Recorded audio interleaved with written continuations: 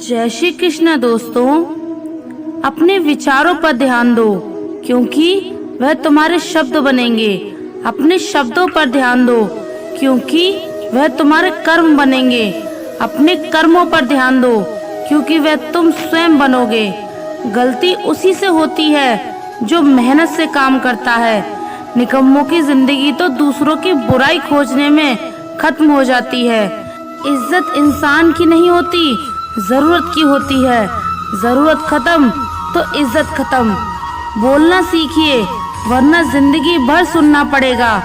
उड़ने में बुराई नहीं है, आप भी उड़े, लेकिन उतना ही जहाँ से जमीन साफ दिखाई देती हो। सिर्फ वह लोग आपकी परवाह करते हैं जो आपको तब भी सुन सकते हैं जब आप चुप होते हैं। चिंता उतना ही करिए जितने में काम हो जाए, उतना नहीं कि जिंदगी ही तमाम हो जाए। आप अपने शब्दों को चाहे कितनी भी समझदारी से बोलिए, लेकिन सुनने वाला अपनी योग्यता और अपने मन के विचारों के अनुसार उसका मतलब निकालता है। यकीन करो, जो तुम्हें भूल चुका है वो भी याद करेगा। बस उसके मतलब के दिन आने दो। कहानी जिंदगी की यही है कि इसमें मनचाहा किरदार नहीं मिलता। जिंदगी तो अपने दम पर ही जीती जाती है। दूसरों के कंधे पर तो सिर्फ जनाजे उठाए जाते हैं। आपकी मुस्कान आपके चेहरे पे भगवान के हस्ताक्षर है। उसे अपने आंसुओं से धुलने या क्रोध से मिटने ना दें। कोई भी व्यक्ति हमारा मित्र या शत्रु बनकर संसार में नहीं आता। हमारा व्यवहार और हमारे शब्द ही लोगों को मित्र और शत्रु बनाता है। जो व्यक्ति हर वक्त दुख का रोना रोता है, उसके द्वार पर खड़ा सुख बाहर से ही लौट जाता है। जिसके पास उम्मीद और आस है, वह जिंदगी के हर इम्तिहान में पास है। हर कोई अपना नहीं होता और यही सच है। कितने अजीब है ये जमाने के लोग, खिलौना छोड़कर जज्बातों से खेलते हैं। महान दिमाग विचारों की चर्चा करता है, औसत दिमाग घटनाओं की चर्चा करता है और छोटा दिमाग लोगों की चर्चा करता है। अहंकार ना पालिए जनाब, वक्त के समंदर में कई सिकंदर डूब गए। इन 5 जगहों पर हमेशा चुप रहना चाहिए। पहला, जहां आपके शब्दों की कोई कीमत नहीं। दूसरा, जहां बोलने के बाद आपको पछताना ना पड़े। तीसरा, अगर आपके बोलने से किसी का दिल दुखता हो। चौथा, अगर आप गुस्से में हो, क्योंकि इंसान गुस्से में बिना कुछ सोचे समझे कुछ भी बोल देता है। और पांचवा, जहां आपको समझदारी से कोई सुनने वाला ना हो। किसी का कष्ट देखकर अगर तुम्हें भी कष्ट होता है तो तुम्हारी आत्मा में परमात्मा विराजमान है। सिर्फ सुकून ढूंढिए, जरूरतें कभी भी पूरी नहीं होती। जिंदगी में सारा झगड़ा ख्वाहिशों का है। ना तो किसी को गम चाहिए, ना किसी को कम चाहिए। जिसके इरादे हमेशा साफ होते हैं, कई बार लोग उसी के साथ हैं। जो तुमसे तंग आ गए उसे छोड़ दो, क्योंकि बोझ बन जाने से याद बनना बेहतर है। झूठ की खरीदारी ज्यादा दिन तक नहीं टिकती। सच एक ही सही अंत तक साथ देता है।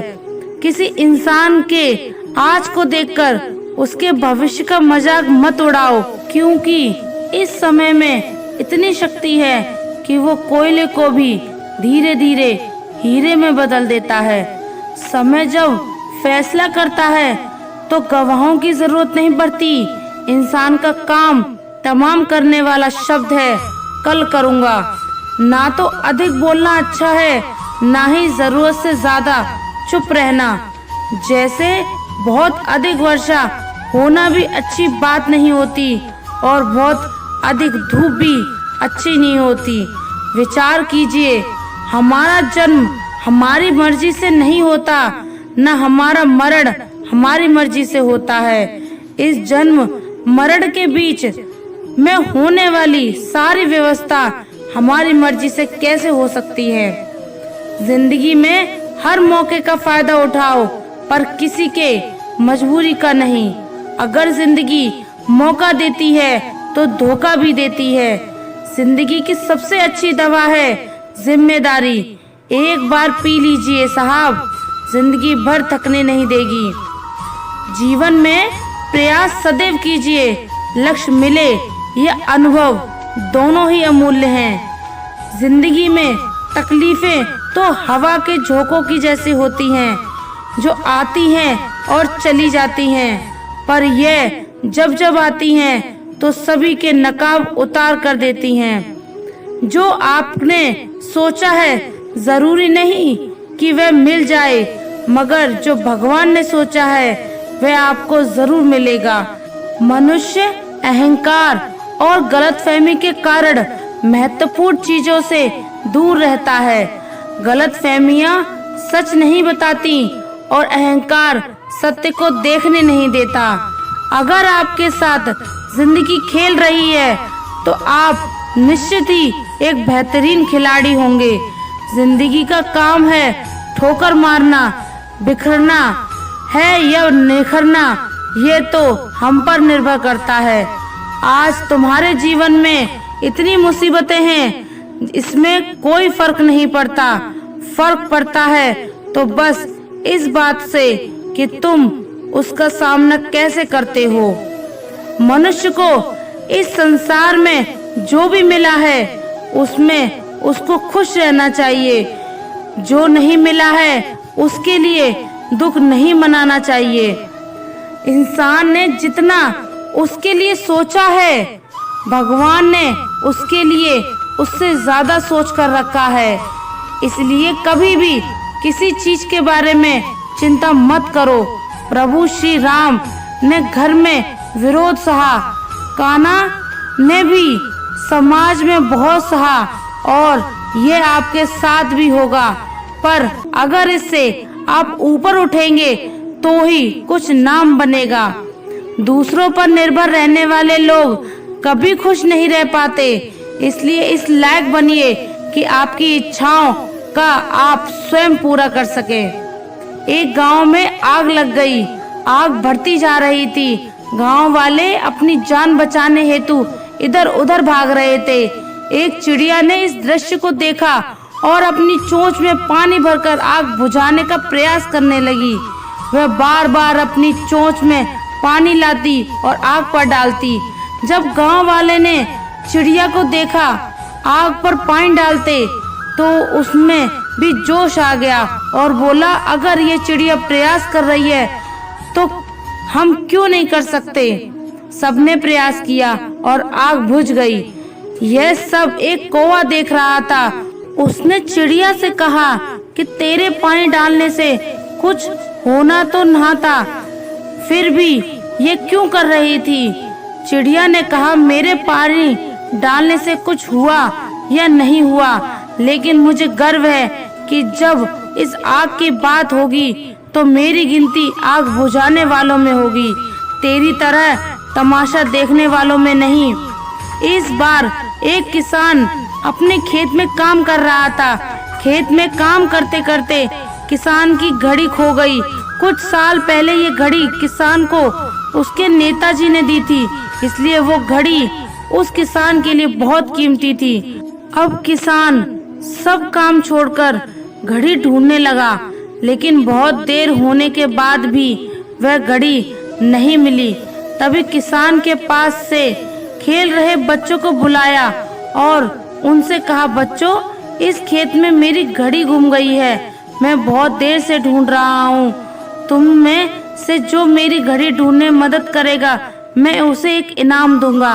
इनाम के उत्साह में सब बच्चे उस घड़ी को ढूंढने में लग गए, लेकिन इतने बड़े खेत में छोटी सी घड़ी ढूंढना बहुत ही मुश्किल काम था। कुछ घंटों बाद सब बच्चे जाने लगे। किसान ने भी अपनी उम्मीद छोड़ दी। वो भी घर जाने की तैयारी कर रहा था। आखिर में एक बच्चा किसान के पास आया और बड़े शान से कहा, कि सब बच्चे चले गए, बस मुझे थोड़ी देर और घड़ी ढूंढने दीजिए। किसान ने कहा ठीक है, मैं कुछ देर बाद आता हूँ, तुम देखो जब तक घड़ी मिलती है या नहीं। किसान जब 20 मिनट बाद आया तब बच्चे के हाथ में घड़ी थी। किसान आश्चर्यचकित हो गया और बच्चे से पूछा कि इतना जल्दी तुमको घड़ी कैसे मिल गई। बच्चे ने कहा सब जा चुके थे, अब इतनी शांति थी कि मैं धीरे धीरे पूरे खेत में घूमकर आवाज सुनने लगा। जैसे ही शांति में मुझे आवाज सुनाई दी, वैसे मुझे पता लग गया कि घड़ी कहाँ पर है। दोस्तों, ये कहानी शांत दिमाग का बहुत ही बढ़िया उदाहरण है। जब हमारा दिमाग शांत होता है, हर बड़ी चिंता खत्म हो जाती है और आसपास का शोर भी खत्म हो जाता है, तो हमारा दिमाग अपने आप काम करता है और हमें सही दिशा दिखाता है। दोस्तों, इस वीडियो में बस इतना ही। जल्द ही मिलते हैं हम और भी ज्ञानवर्धक वीडियो के साथ। अगर आप हमारे चैनल पर नए हैं तो चैनल को सब्सक्राइब कर लीजिए और कमेंट में जय श्री राधे कृष्णा लिखें। धन्यवाद।